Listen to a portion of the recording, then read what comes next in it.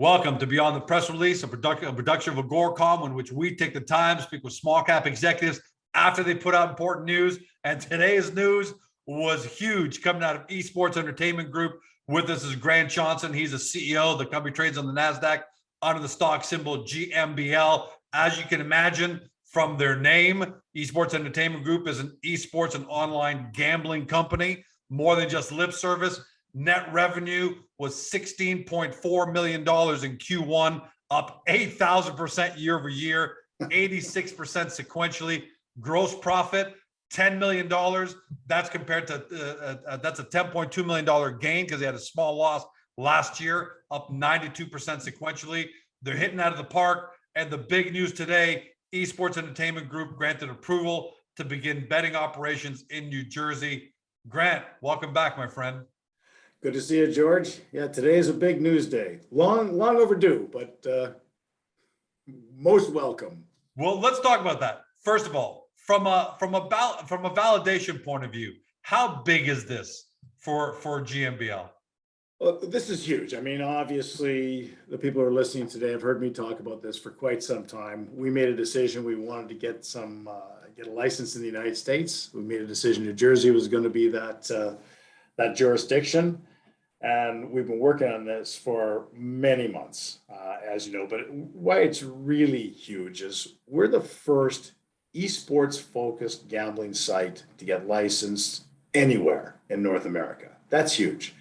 I believe that's huge. I hope our shareholders share that sentiment. And it really gives us validation because New Jersey is widely considered as one of the gold standard in the North American market when it comes to licenses. If you can sort of to steal a line from Frank Sinatra, if you can make it there, you can make it anywhere. Yeah, that's a good one. Is a lot of the narrative out there. I'm sure other jurisdictions might take issue with that, but it is one of the most longstanding online regulatory frameworks, and it puts us. It's a credibility piece, really. I mean, we're in there with the big brands, the big names in the North American gaming and gambling space. So, and I assume that. You know, we're just going to talk about New Jersey Day and we're going to celebrate that. But I'm assuming if you have any plans going forward with other states at some point, that this is a really big validator and only makes the job easier probably going forward. Am I wrong in making that jump in logic? You're not wrong. It's 100% accurate. I mean, the application process is extremely involved. And, because of that, we have everything pulled together. And as mentioned, a lot of the other states and provinces in Canada look to New Jersey for setting the standards. So we have the package put together. There are several other jurisdictions we're in conversation with. I've made no secret about that. Let's put the numbers into perspective and how big this is from a number side. Not that I'm asking for any revenues or projected revenues, but here are just a couple of titles out of Ford. One was New Jersey becomes first state to surpass $1 billion in sports betting. That was just from September, and for all of 2020, sports betting was $6 billion in New Jersey. We obviously don't have the 2021 numbers because it just ended, but doesn't matter. Those numbers are big. What kind of success are you guys expecting out of such a massive customer base? Well, clearly we're expecting tremendous success, being the only esport focused site, esports betting fans who are currently betting. I mean, if people think that esports fans in the North American market are not placing wagers offshore, that's just naive to think that. Clearly they are. But given the choice, I believe very strongly that players would prefer to bet on regulated sites because there's oversight. They have protection. They have transparency. They know who they're dealing with. If something goes wrong, they've got somebody they can reach out to, not just an anonymous offshore group. They can't complain to a gaming regulator from Curacao. Who are you going to complain to? They won't take any complaints. You don't have to worry about your accounts being frozen because Jordan.com Esports Emporium out in Europe somewhere got shut down and you get caught up in it. Now it just makes sense to be on Vive, right? Absolutely. So we expect to get quite substantial interest. Also, New Jersey, it's not just because every New Jersey is a very passionate gambler. That's not the case. New Jersey strategically, geographically, is so closely located to New York and Pennsylvania, of course. And these licenses in the States are geocentric. So you don't have to be a resident of New Jersey. You just have to be in New Jersey when you're placing that wager. And for those people who are listening, it's really quite something to see, to go down to Penn Station on a game day and watch literally hundreds, if not thousands, of people get off the trains in New Jersey, place their bets on their phones. Oh, I didn't realize that's what they do. So people actually travel it just over the border into New Jersey to make these. Absolutely. Oh, okay. That's so. Esports bettors, how are you going to get the word out to them? Because you're going to allow them to do a couple things. One, to bet on their favorite esports teams, obviously. And the games you're going to have are great games: Call of Duty, Dota 2, CSGO, League of Legends. That's how do you get the word out? How do you reach George, the esports bettor in New Jersey or New York or Pennsylvania, and to come over to come over the border? Yeah, no, it's an ongoing process. Of course, we're going to work with the community groups. We have our Helix Center in New Jersey that gets substantial foot traffic every day. So we're going to be marketing there as well. Influencers, gamers, streamers, that is the most efficient way to reach the gaming market. Of course, broadcasts like this and news releases and press releases. We have a new PR firm, KCSA, and they're creating some content and news stories that are now getting out. We had one go out this morning, Business in New Jersey.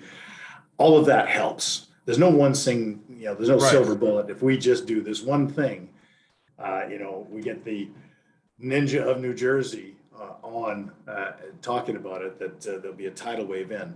As soon as that release went out this morning, just to give you an example, I had a female gaming celebrity and streamer reach out to me on LinkedIn, say, I want to be involved.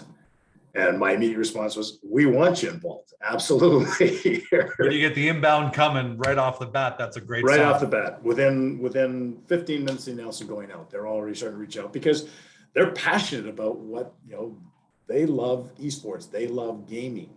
And there's nobody else to work with. We're it. And you're not wasting any time getting off the ground. That's what I love. A lot of times you'll see these kind of announcements, and then in the announcement says, so we'll be ready to go in 3, 4, 5, 6 months.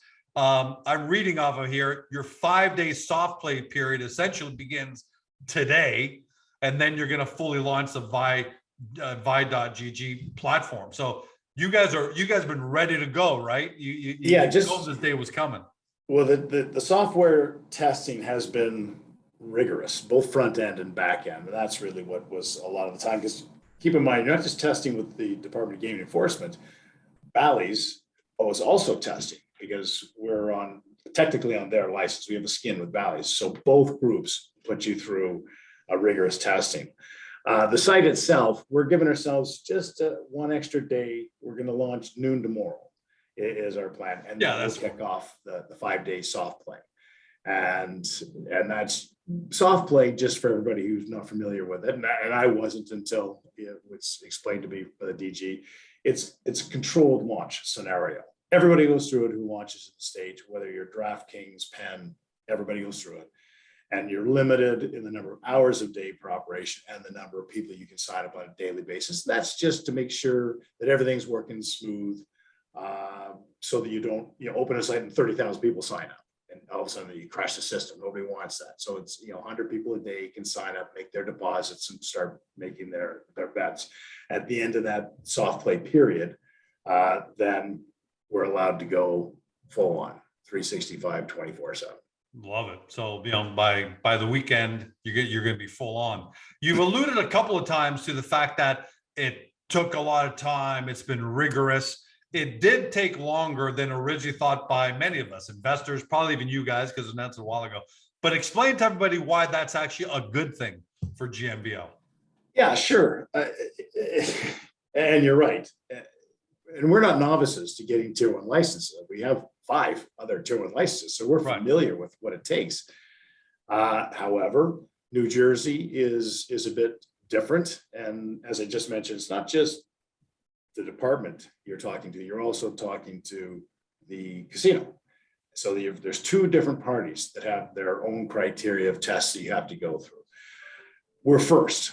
When you're first at anything, it's more difficult. It's easy to get in the highway and drive west right now. It was a little more difficult for Lewis and Clark when they went west, right? So when you're first, and we're the first esports group for the DG as well. So there was a lot of people in the DG that needed to be educated on a lot of elements in the esports. We worked very closely with ESIC to get them educated. We were very close with Auden to get them educated. So there are all these factors working through it. When I first had my first conversation with them, they said, well, they just don't want children gambling. You know, that was kind of where we started. That was 2 years ago. And clearly everybody understands esports a lot better now. They've been great to work with. I'm not going to say they haven't been, but Yeah, they they're were just being very careful. detailed. They're just being measure twice, cut once. Exactly. But we, you know, there's a huge barrier to entry for we get a lot of copycats, as you know. There's a lot of companies out there that effectively use our business plan. Oh, we're doing that too. We're talking to these people too. You can't just say you're going to get a gaming license. It's a process.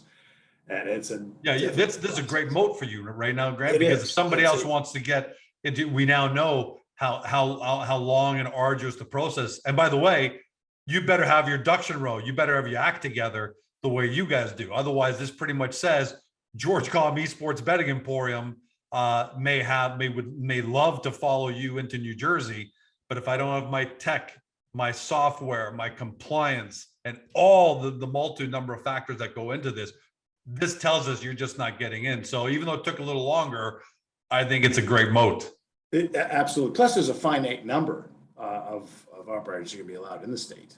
I'm not even sure there's any skins left. There may be one. So it's not an easy process from all the technology, all the regulatory hurdles. The management gets background checks. The investors get background checks. Other jurisdictions, you have licenses. If you have a license from a jurisdiction that they're not happy with, and there's a lot of jurisdictions gray market jurisdictions, if you have licenses there, you're not going to get over the finish line.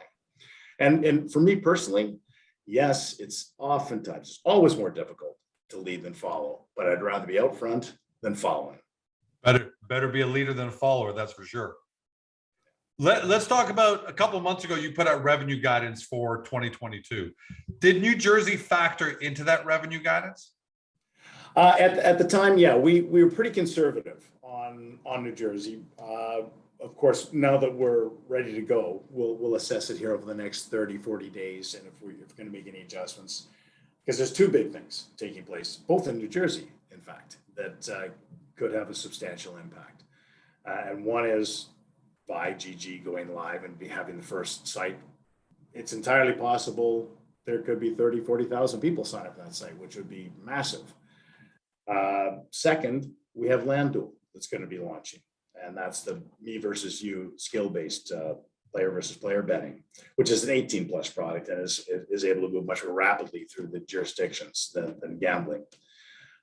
That was supposed to launch this past weekend, but of course, with the ongoing concerns with the pandemic, we thought it was prudent to push it to March. And we had conversations with that's understandable.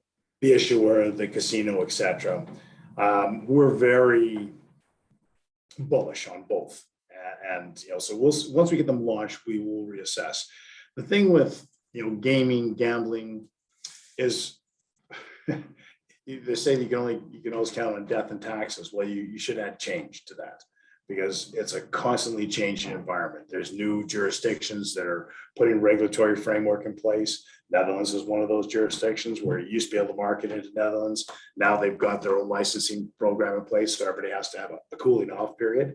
And that has had an impact on some of our operations. But on the other side, we've got new operations that have emerged up in South America. Our numbers are up in Finland. As a matter of fact, I was just on with our iGaming department. We've had I believe our 6th week in a row where we did 1.3 million just in our iGaming side per week. That's the first time we've done 6 weeks in a row of that size since the acquisition of BetHard. So yeah, it did factor in, but we'd originally been conservative and only factored in about $1 million, $1.5 million of that revenue coming out of IGG. We'll reassess it. We didn't put anything for LandDuel in there. So we'll, where we lose on one area, we pick up huge on other areas. So that's just one of the benefit of our company. There's always a part of the company that's just raging. Pro sports partnerships. You've been a leader in that with partnerships in the NFL, NHL, I can't remember. But soccer, you've had some great partnerships. Does this New Jersey license now accelerate conversations with the likes of the Giants and the Jets who play in New Jersey at the Meadowlands, for example? Does the New Jersey Devils, the NBA, in that, does this accelerate those kind of, does that factor into the conversation? Actually, with this announcement, it has stimulated more conversation with the casinos, oddly enough, because they've been trying to figure out how to get esports and gaming into their physical plants. So this announcement, there's been some more inbound requests for additional information from the casinos. Same thing with the Landville product. They're now interested because there's betting and gambling products that make sense to them. On the pro sports teams, just like being first in New Jersey, we were the first to do these sort of things. And we were the first for the pro teams. They were the ones, keep in mind, they're the ones who reached out to us. They know they want gaming because they know the under 35 demographic is more passionate about gaming than traditional sports.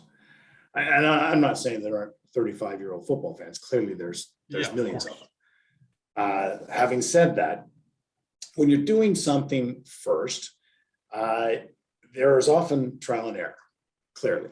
You don't have a roadmap to work from. You're not following somebody, you're breaking ground yourself. So we learned an awful lot in the first season, and we've pivoted the way we run those. Yes, we still have 22 teams that are interested in doing business with us and bringing gaming to their fans. We didn't want to bring any more teams on until we got the model down right. It was good for the team, good for the fans, and clearly good for us and our shareholders.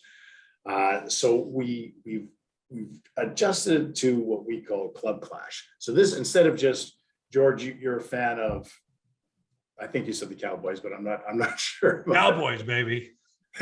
So, you're a fan of that team. You may be interested to sign up for a tournament, 3 tournaments for that team or 2 tournaments for that team. The problem with that was we learned and they learned, people sign up and then they wait, and you lose a lot of people. So we've adjusted to what we call Club Clash, where the fans sign up. They play in the tournaments for the team. They get points, but they can also play in other tournaments of the other teams. And as they play, smart. They get, so it's constant activity. They're getting these points. They can use these points. Even if they don't win the tournament, they can use the points to get a hat, a t-shirt, the smaller prizes at the swag store, as opposed to just one person wins those season's tickets. But people are engaged now through whole seasons. And then we have the top fans of each teams play off against each other. So we've evolved into that strategy. The teams are embracing it. The fans seem to love it. I think we had 4,000 people sign up in December. So we're starting to get some more serious traction. Is there further tweaking to be done? Absolutely. We're going to tie in a whole retail store where the fans can, buy swag at discount prices, etc. But it is, it's, and you can imagine, I get a lot of, I don't know if we want to call it hate mail, we'll call it love letters from individuals who have all kinds of advice to give us and what we should have, could have, would have done. And it's the armchair quarterbacks and the trolls and people who have an agenda to run me down or run the company down. They have no lack of of fodder to work on. But until you get in the mix and you have your hands on a project and you're doing it, you don't really know what the hell you're talking about, frankly. Well, right? It would be like me trying to tell Tom Brady how he should, or for me, I'm a Cowboy fan. It'd be like me trying to tell Dak Prescott how to run his offense because I'm watching on TV and I figure, hey, bud, I've got the answers. Here's my tweet. It is that ridiculous, but let's talk about that. Actually, let's give a little bit of, we don't want to just brush it off. Look, I know tech is down. I mean, Netflix got crushed 25% in one day last week because it missed guidance, right? It wasn't by much, but it missed it. Risk is clearly off. The NASDAQ is getting hit. All sorts of different factors there. Inflation, interest rates, Ukraine, doesn't matter. It's happening, right? But having said that, Grant, it seems like Esports Entertainment Group stock started a lot earlier and has been impacted more than the others, even though we've seen DraftKings and these guys down substantially. What's happening? Is there a disconnect between what's going on with the stock and what's going on with the business? And how do you provide comfort to the shareholders, that the business is going great? Yeah, well, that's a fair question, and it is one that I get asked frequently. So thanks for giving me the chance to address it. Yeah, there's a huge disconnect. I literally never turn on my computer when I don't get an inbound request. We partner with you. We'd like to hear more about the Omega systems. Can we get involved with LandDuel? And that's from big box stores, sports bars, theater groups, casinos, constantly, all over the world. Like we've got a casino group from Netherlands, 9 casinos. Hey, will you partner with us? Of course we'll partner with you. Yes, we're very interested. This is what we do. So they recognize we have the leading edge products. On the stock, there's a number of factors. One, yeah, it's a shitty market for sure. You look across, it's red across the board. And tech has been hit particularly bad. Absolutely. You combine with that, there was, clearly a lot of people that were waiting for this announcement to come out. It was a credibility piece. It was a milestone that had to be hit in terms of being able to deliver. We got that done. And we're going to keep delivering, as we always have. I mean, George, we were the first IPO during the friggin' pandemic. We managed to push that over the finish line. Yep, March 2020. And the first, right during the pandemic, first esports the border was shutting down. I had to jet back over before they shut the border down and finish the whole the roadshow on Zoom calls. So it was the first time that was ever done. We will do, and I will continue to do whatever we have to do. There's been a lot of bullshit out there that, the company we're working with, the debt companies taking the company over. That's horseshit. Number one, they're not. Well, let's talk about that. There is some concern. You see it on social media. Are the covenants? I get the emails. Yeah, we're working very closely with them. We talk to them frequently. Of course, they're a big lender. They're an unsecured creditor. They had obviously hoped that the shareholder vote would pass and they would have gotten more stock that they could have converted out. It didn't work out that way. They're aware of that. We're working with them. And they're unsecured, so they don't have any incentive to they have no incentive walk in and take over the company or do something. Number one, they can't because it's not secured anyways. Yeah, they can't take the company over. Number one. Number two, you can't seize gambling licenses. Doesn't work like that. They're not transferable. It'd be like taking over a bank license. You can't do it. Nor are they interested in that. They're interested in working with us. Keep in mind, the debt doesn't mature until a year next May. So 2023. Yeah, 2023. So we're servicing it. We pay the interest rates on it. They're working with us to look at options to inject more capital into the company during this time where the markets are soft, clearly. And they're working with us with other investors who are keen to work with us as well. We are uniquely positioned. We are clearly the leader in the sector, not by market cap, obviously. That's it's upside down. And and I know people think that this makes me sound like a rookie when I talk about it, but the reality is there is a persistent, substantial short in the stock as well. So you factor in it's a tough market. It's particularly tough for tech. There was some credibility delays. It was largely around this DG, but we delivered on that. And then there's a short, sort of a perfect storm of all these events. And the stock has suffered. And I know that's stressful to the shareholders. They have to understand, I sold my house to start this company. So I am in my agenda is the same as your agenda and every other shareholder. I want this company to be as successful as possible. And every decision we make here is specifically with that in mind. And we will continue to do that. I don't think I've made a promise to the market that we haven't delivered on yet. Now, the timelines, I wish I could have called the timeline in New Jersey a little bit better. Obviously, it took months longer than I had anticipated. But when you're dealing with the regulatory bodies, it's not a right, it's a privilege to get these things. Yeah. And it's not an easy thing to do. And if somebody thinks it's easy, fill your boots. Good luck. George Calm, Esports Emporium, finally gets its application. Let's see how that guy does. What is easy is criticizing people. I hear it all day, every day. And hey, you know what? They're taking more applications today. Launch your company, fill your boots, go for it. This is the most important thing to come out of this, Grant, is the business is not only intact, but it's thriving. Is it fair absolutely to say the business, and that's the most important thing. Last week, as I mentioned, there was a chain of casinos in Europe that reached out, and a large theater chain that is very excited with the Omega product. This is a turnkey gaming array that we can drop into a movie theater, a big box store, a sports bar, a bowling alley, a casino. You put it in, it's got the credit card swipes on it. They don't need to have maintenance on site because maintenance is done remotely through our GG circuit network. And now, boom, you're in gaming. You've got it. We can drop in tournament play in there. They got the big screens. You can watch people playing. People sit down, swipe their card. They're they're participating in these tournaments. And that product was rolled out at IAPA in Orlando this fall. And it's just been overwhelming, the response to that product. It's going to be and that's all. Look, that's what we look to you for at the end of the day. Are you guys executing the business? Yeah. The stock, they're, contrary to popular belief of so many people, neither Grant Johnson nor the CEO of Netflix, when they're down 25% on Wednesday, Thursday, you guys just don't control that, right? That's why I don't give you guys all the credit when it's skyrocketing. I don't give you all the blame when it's dropping, because when it's skyrocketing, it's saying markets are friendly, they're bullish, the Fed's doing this and tech is doing that, risk is back on, and you get the benefit of that. But what we do look to you guys for, what I always really am hard on, my guests on the show is the business intact. And if the business is intact, then the rest is going to take care of itself. And it sounds like, Grant, no surprises, no failures anywhere. The business is going great.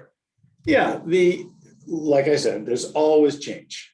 Who could have forecasted that COVID we'd still be talking about that 2 years in, right? I mean, these are things you can't plan on. What we do know is that the market's becoming more friendly from a regulatory standpoint. From a gaming, esports and gaming, absolutely verticals that had never considered it before are now actively pursuing it. That's the casinos, the pro sports teams, theater groups. These are whole new verticals that we have, as far as I'm aware, we have the only product that we can drop in, LandDuel, crypto mining. Our crypto mining, we've done over $1.8 million in the last 6 months on crypto mining. That was just started up as something to keep just pure cash at the bottom line. Exactly. Exactly. You guys go ahead.